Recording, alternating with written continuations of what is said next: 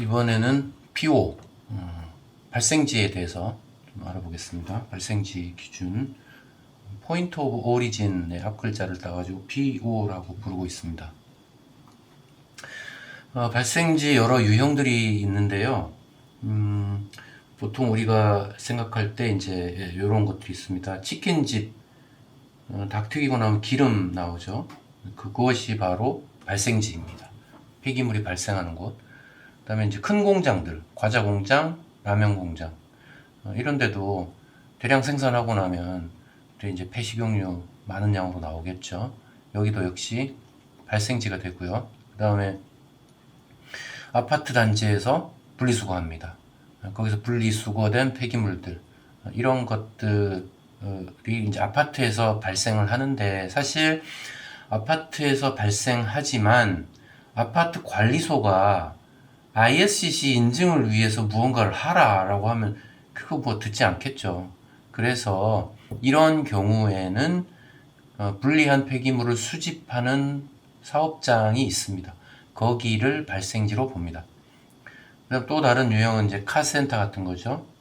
폐타이어, 자동차 그 타이어 갈고 나면 거기에 자꾸 쌓일 거 아닙니까? 폐타이어가. 그런 것도 역시 발생지가 되겠습니다. 이런 것들이 발생지가 되고요. 이런 발생지가 아무것도 하면 안 되느냐, 이제 그건 아닙니다. 발생지도 이제 운반을 위해서나 혹은 나름대로 품질을 관리하기 위해서 어떤 단순한 공정을 취할 수 있습니다. 여기서 인정이 되는 공정은 이제 물리적 공정들만 가능한 거고요. 또 품질 유지를 위해서 필요한 공정이다, 이런 경우에 해당이 됩니다.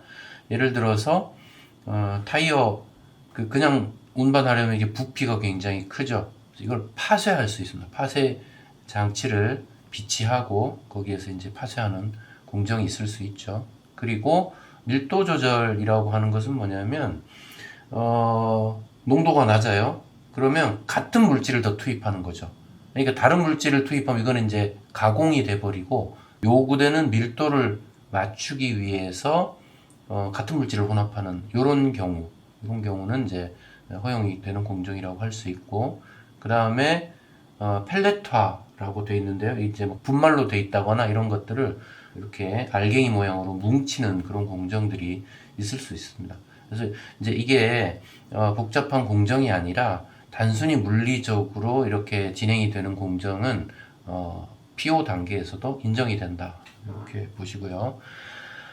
PO가 인증을 받는 혹은 인증에 참여하는 유형이 세 가지가 있습니다. 첫 번째는 그 PO 자체적으로 개별 인증을 받는 것이 가능하고요. 두 번째는 PO가 여러 개 있는데 하나의 그룹이 될 수 있습니다. 한 회사가 여러 개의 PO를 가지고 있을 수도 있고, 혹은 각 개별 PO들이 협의해서 하나의 그룹을 형성할 수도 있겠죠.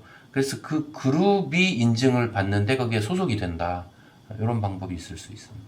세 번째 방법은 다른 사업장에 귀속되는 건데요. 말하자면 수집소 CP가 인증을 받고 그 CP에 귀속된 상태로 PO로서의 기능을 하는 것입니다.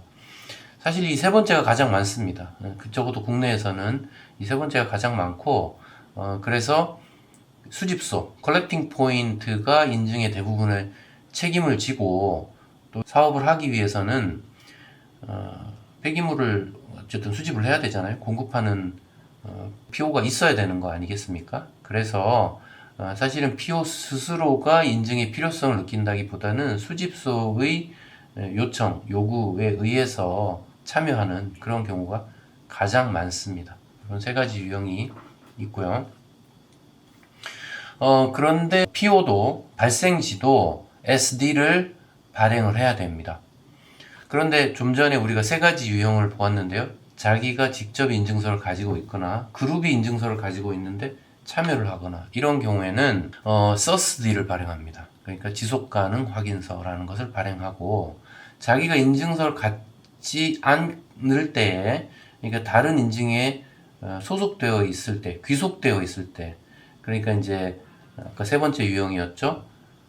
수집소가 인증을 받고 수집소에 폐기물을 공급하는 그런 PO로서 있을 때에는 셀프 D를 발행합니다. 그러니까 인증이 있으면 서스 D, 인증이 없으면 셀프 D 이렇게 보시면 되겠습니다. 그래서 이제 셀프 D를 발행을 하는데 이제 이 셀프 D라고 하는 것은 뭐냐면 내가 가지고 있는 이 물질을 저 수집소에게 공급하고 있는데 이것은 ISCC가 이야기하는 그 폐기물의 정의와 기준에 적합한 것입니다라고 스스로 작성하는 겁니다. 이게 누가 와서 이게 진짜 폐기물인지를 꼼꼼하게 체크하고 이렇게 하는 것이 아니고 자기 스스로가 이거는 폐기물 맞습니다. 폐기물 몇 톤을 어떤 수집소에게 공급합니다라고 확인서를 작성을 하는 겁니다. 물론 확인서의 양식은 정해져 있고요. 저희가 다른 강의에서 한번 다룬 적이 있었죠. 그래서 인증을 받지 않고 셀프 D를 발행을 하는데, 그러니까 직접 그 인증서의 어떤 소유자가 아니더라도, 그리고 수동적으로 다른 수집소의 인증에 따라온 것이라 할지라도 심사에 호응할 의무가 있습니다. 그러니까, 그 수집소가, 어떤 곳으로부터 폐기물을 받는다라고 할 때 심사원이 그것을 가서 한번 확인해 봅시다 라고 요구할 수 있습니다. 그때는 사업장을 개방하고 심사원에게 확인을 시켜줘야 합니다. 이 정도 의무는 가지고 있다라는 점을 알아두셔야겠고요. 이 수집소에서 발생하는 폐기물의 양이 얼마냐 이것이 중요한데요. ISCC EU의 경우에는 월 5톤, 그다음 ISCC 플러스의 경우에는 월 10톤 이것이 기준이 됩니다. 월 5톤은 연으로 따지면 연간 60톤이 되겠죠. 10톤은 연으로 따지면 120톤이 되겠죠. 그러니까 둘 중 하나에 적용이 된다면 그때는 특정한 어떤 원칙을 적용합니다. 그러니까 월 5톤이거나 연 60톤이거나 EU의 경우, 월 10톤이거나 연 120톤이거나 플러스의 경우, 이런 경우에는 표본 심사의 대상이 된다라는 것입니다. 그러니까 지금 이 경우는 아까 인증에 참여하는 유형 중에 세 번째, 즉 수집소에 소속되어서 자기가 인증서를 갖지 않고 수집소에 귀속된 그런 상태로 있을 때에 발생지에서 폐기물이, 그러니까 한 품목의 폐기물을 말하면 됩니다. 그러니까 뭐 이것저것 다 합쳤을 때가 아니라 한 품목의, 예를 들어 유시오, 그러니까 이제 폐식용유 한 품목의 경우 월 5톤 발생한다 이렇게 되면 EU 인증을 받을 때에는 그 발생지가 심사의 대상이 될 수 있습니다. 그런데 여기서 이제 표본심사라고 했어요. 표본심사라고 한 것은 반드시 심사를 받는다라는 것이 아니라, 표본심사는 뭐죠? 여럿 있을 때 그중 선별한다라는 거죠. 선별되면 그러면 심사를 받는 것이고요. 선별되지 않으면 심사를 받지 않아도 됩니다. 그 다음에 여기 지금 월 기준량을 적어놨는데 EU의 경우 월 5톤이 안 된다, 그러니까 적은 양이다, 이런 경우에는 로우 리스크, 그러니까 리스크가 낮다. 어떤 리스크냐 하면은 기만 행위의 리스크가 낮다, 이렇게 ISCC는 보고, 그 경우에는 양이 작은 경우에는 표본 심사의 대상이 되지도 않습니다. 그러니까 기준량 이상일 때에 표본 심사의 대상이 되고 표본으로 정해지면 심사를 받는다, 이런 얘기가 되고요. 그럼 심사는 또 어떻게 하느냐? 아니 나는 인증받을 그 의지도 없었고 그냥 수집소가 이거 좀 해달라고 해서 그냥 따라온 건데 뭐 심사까지 받아야 돼, 내 장부까지 다 공개하고 그렇게 해야 돼, 이런 부담을 느낄 수가 있죠. 그래서 여기서 말하는 그 발생지에 대한 표본심사란 심사원이 실제 존재하는 폐기물 발생지이냐, 그러니까 그것 정도를 확인합니다. 그러니까 막상 심사 대상이 되었어요. 표본 심사 대상이 되어서 심사원이 온다고 해서 막 많은 걸 준비했는데 와가지고 10분도 안 있고 가더라 이런 얘기 가끔 들립니다. 이건 뭐냐면 원래 그렇게 하게 돼 있는 겁니다. 그러니까 완벽한 심사를 받는 게 아니라 존재 여부 확인 정도면 충분한 심사입니다. 그래서 이제 심사원이 왔을 때 실제 존재하는 폐기물 발생지다. 거기서 조금 더 추가적으로 심사한다면 ISCC에서 이야기하는 폐기물의 정의에 맞는 그러한 폐기물이다. 그리고 금지하고 있는 행위, 그러니까 온전한 제품을 뭐 혼합한다거나 일부러 오염시킨다거나 이럴 리스크가 낮다. 이런 건 뭐 많이 자세히 심사해서 알 수 있는 건 아니거든요. 이렇게 몇 가지 목격하면 심사로서는 충분하기 때문에 꼼꼼한 그런 심사가 아니다. 이렇게 보시면 되겠습니다. 이 부분을 많이 걱정들을 하셔서 그 정도 아니라는 것을 이해를 하시고 접근을 하시면 되겠습니다. 자, 그래서 심사에 호응할 의무가 있습니다. 그런데 심사에 호응할 의무를 수집소와의 약정서에다가 명시해야 합니다. 여기서 이제 약정서요. 발생지와 수집소 간에 폐기물을 공급한다라는 그런 약정서를 말하는 건데, 여기서 이 약정서를 계약서로 좀 오해하는 경우들이 있습니다.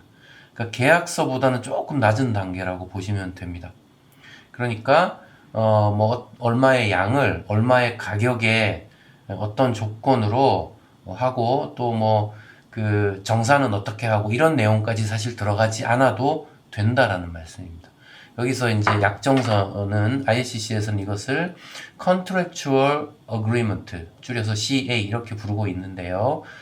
Contract하고 다른 거죠. Contractual, 그러니까 약속을 하는 Agreement, 뭔가 동의, 자료 그런 걸 말하는 겁니다. 통상 우리나라에서는 약정서라는 표현으로 적합하다고 저희는 보고 있습니다. 그래서 약정서라고 저희는 말하고 있는데요. 그 약정서에 예를 들어 이제 우리 폐기물을 저 수집소에다가 앞으로 이렇게 공급하겠습니다라는 어떤 좀 단순한 그런 종류의 동의서 정도가 있으면 되고요. 거기에 어떤 내용이 포함되어야 하느냐 하면 공급하는 폐기물은 ISCC의 정의와 기준에 적합한 것을 제공하겠습니다.